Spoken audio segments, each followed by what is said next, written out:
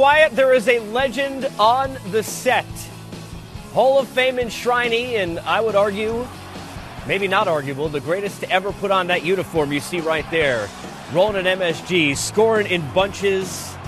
As good a player from a scoring standpoint, Kenny, as you saw ever. Down, Kelly Tripucka. I mean, how about dominance? Down, Kelly Tripucka. Dominance? How cool is this for you? Because I want you to tell this story for those, and obviously we're talking to Bernard King here. Why you wore 30? Come on, give it to me. I grew up in New York City, man. This is like overwhelming. Like, I'm getting chills right now. And I see, the funny thing, I'll see Bernard at the All-Star game and all that.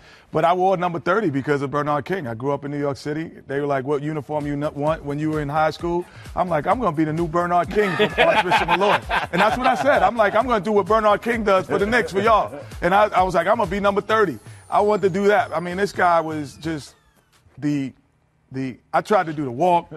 You know what I mean? I tried to do the walk. You should, before the free throws. I did everything, man. I did it all, man. Got it out, right? Turn your head. Hey, I had to change my whole life when I got to high school because the late Jack Kearns used to be, Kenny, you're not Bernard.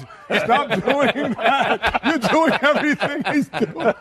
No more impressions. Everything. Oh, man. It's great seeing you. Great seeing you, brother, man. I'm so happy to see you. See the new book.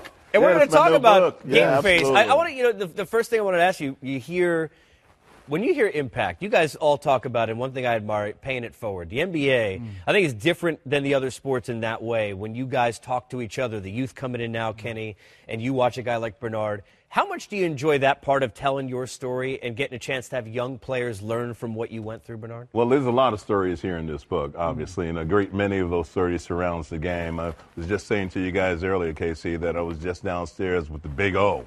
Oscar Robertson, Dr. J, right. George Iceman Gervin, my contemporaries. And so, we have a great deal of respect and reverence for the past and for the history of the game. And so we share that amongst each other. Yeah. The one thing that I would ask is, it's called Game Face. Where did the Game Face come from? Because you have the original, passion, intensity look throughout the game. Did you know you were doing it? Did you try to do it, or it was just something that just came about? It was a process, Kenny. Okay. Before every game, you wouldn't have loved to be my teammate. I can tell you that much right now. Because before the game, I would sit in my locker. My teammates, they knew at that point, don't say a word to Bernard. The coaches knew, don't say anything to Bernard. I would close. You want to see my game face? Yeah. Yes. I would close my eyes. It's like a switch I turn on, but not that instantly when I'm preparing. But here it is. There it is. You look like the Undertaker. I mean, I'm afraid. Do you think you can guard me? No. I don't think I can talk to you. I'm afraid to talk to you. But that's what I did every game. Yeah. It's funny because Dominique Wilkins said to me once. Wow. He said before the game, we would argue in the locker room who was about to guard you because no one wanted to guard you. Yeah. I mean, the ability to score at so many different levels. But we'll be dismissive if we don't say about your brother Albert, because honestly, Albert was my first introduction to the King family. He was the one I followed because he came and did a basketball camp, and I still have this to the day. So tell Albert this: he dunked. He did a dunk for the camp. Okay. And his shoe broke, and the rubber came off. I grabbed the rubber from the shoe.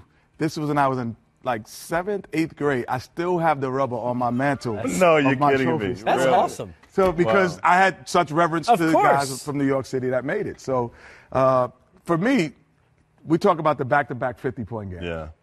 Everyone, for Knicks fans, that's our moment. Yep.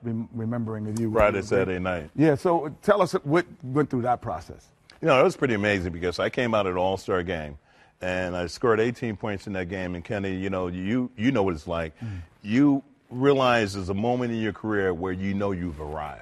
And I realized during that game that I'm one of the best players in the game. And I took that to begin the second half of the season, and we started in San Antonio, and we had a couple guys injured, and I knew I was going to have to carry more of an offensive load. But I came out with the attitude that I'm the best in the game, and I scored 50 that night, go to Dallas the Saturday night. But here was my routine. I had a vanilla milkshake before the game in San Antonio and a turkey sandwich. So I repeated the process the next night in Dallas. I mean, kids, drink your milkshakes. And the warm-up only took one shot in Yeah. San Antonio and went back in the locker room. I did the same thing in Dallas. Took one shot and went back into the locker room. And came out and was able to get another 50-point game. What happened the next Malloy, my son, KJ, milkshake and turkey sandwiches, That's brother. the key. Bernard, where'd you have the next game? Milkshake and turkey sandwich. It didn't work the third game, though. Right. You know, I tell you why. I get 2 out of it. Because you know why? Because Robert Reed was defending me. in Okay, Houston. fair enough. Right. And, you know, he was the best small forward in the league defensively, I thought. Right. And he played me very well. We won 3 in a row, but, you know, I scored 25 that game. But Well, I felt at that it's point I was at 25. the pinnacle Yeah. of my career. You know, it's funny because both of you guys talk about it. People talk about the mecca of basketball. New York. When you think about it, you talk about it all the time Yeah. with such revere. I know both of you have it for it. Is it still that way? I mean, when you look at it now for both of you guys, I mean, do you still look at it that way? Only because I'm not saying they're the best players always come out of New York City, but there's a basketball court on every third block. You know, that's the only place in the world you could see that. It's the only game that people talk about, and the only game that people give you reverence, even if you're not a scorer. If you do other things, if you set great picks, Lonnie Shelton. We love Lonnie Shelton. Yeah, and we the love game- the animal. That's why Oak was so playground, beloved, Like, right? you don't Basketball. have to do. Right. You don't have to be Basic. the scorer to be the star in New York City. No. And that's because there's an appreciation for so many other things. For me, I had a court in front of my building, I had a court behind my building, another 100 yards away, another court across the street, another basketball court. same So here. I was surrounded Same here. by basketball courts that I could play at all times growing up as a young kid. Same here. In Left Rack City, Queens, we have 4 basketball courts in a 50-yard radius. 50-yard radius, 4 basketball. This is no true story. So you could get run on this court, you couldn't play. You go to this court, you lose. You go to the next court, you can play all day long. But you better have heart to You play in better the have heart. playgrounds in New York. There it is. You know, it's funny because we're leading up to Monday. We're talking about Bernard Kenny and I about Kobe getting both numbers retired. A guy who, as Kenny just talked about, we think about the drive, right? The passion, that Yeah. killer instinct, which this is you it. had on the No, this floor. is it. I mean, you were it. What did you admire about his game? Kobe was just a great basketball player, but what I loved about Kobe was his killer attitude. I remember on Christmas Day, sitting at home watching the game with my daughter. The Lakers were playing the Knicks at Madison Square Garden, and I saw Kobe's eyes. And I turned to my daughter, and I said, my record is toast today. I could see it before the game. Right. I could see it in his That's eyes. amazing. I could see it in his eyes, and he went out and scored 62 that night. He Wow. broke my record. Yeah, I agree. The same passion that you saw and that we all saw in both of you guys in terms of that intensity.